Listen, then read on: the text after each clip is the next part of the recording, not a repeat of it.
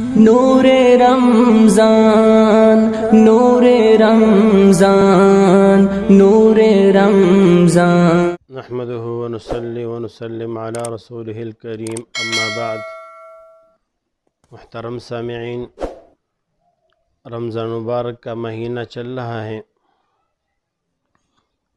رمضان سے متعلق بہت زیادہ چیزیں اس طرح ہے جو برکت سے بری ہوئی ہے. ان تمام اشیاء میں ایک چیز سحری ہے. آپ صلی اللہ علیہ وسلم کا ارشاد مبارک ہے، تسحروا فإن فی السحور برکہ، تم سحری کھاؤ کیونکہ سحری کھانے میں برکت ہے. اور ایک دوسری حدیث میں ارشاد مبارک ہے، ابن عمر رضی اللہ تعالیٰ عنہ راوی ہے، فرماتے ہیں، ان اللہ ملائکتہ یصلون علی المتسحرین،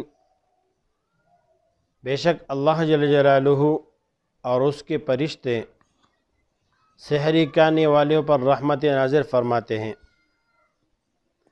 اسی وجہ سے ہمیں سحری کا اہتمام کرنا چاہیے. سستی کی وجہ اور کاہلی کی وجہ سے سحر کو نہیں چھوڑنا چاہیے. علماء امت کا اس بات پر اتفاق ہے کہ سحر کھانا مستحب ہے،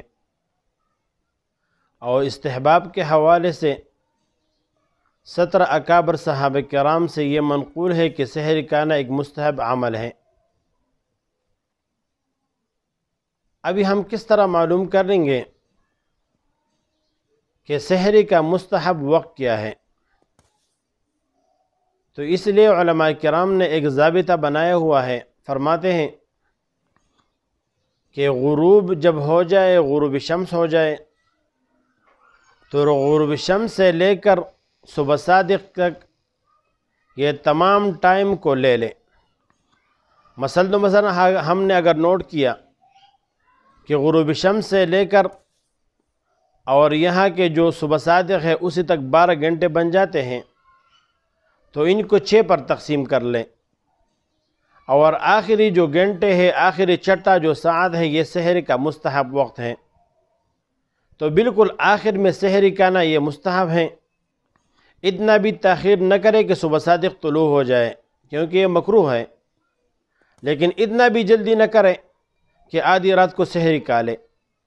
اور کہ ایک سنت جو آج کل ہم نے بالکل اس کو چھوڑ دیا ہے.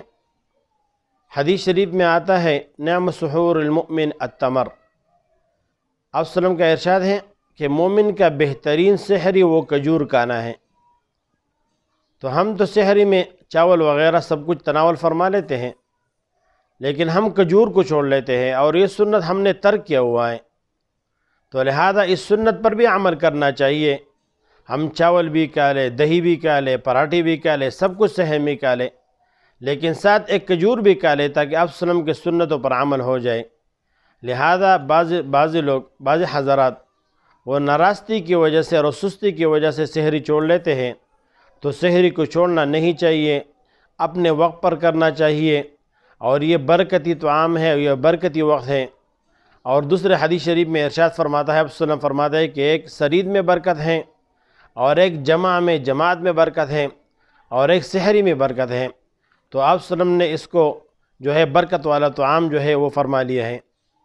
ایک صحابی ارشاد فرماتے ہیں کہ آپ صلی اللہ علیہ وسلم جب سحری کے وقت ہم کو بلاتے تو ہمیں کہتے کہ آؤ برکت والا طعام تناول فرماؤ، برکت والا کھانا جو ہے وہ کھا لو.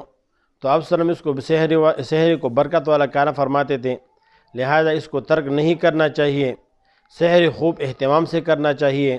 اور جب ہم سحری کے وقت اٹھیں تو اسی ٹائم ہمیں تہجد کا اہتمام بھی کر لانا چاہیے، چاہے 2 رکعت ہو، 4 رکعت ہو، 6 ہو، 8 ہو، 10 ہو، 12 تک، جتنا بھی ممکن ہو ہم تھوڑا سحری کے لیے جلدی اٹھیں اور اس میں تہجد کا بھی اہتمام کر لیں.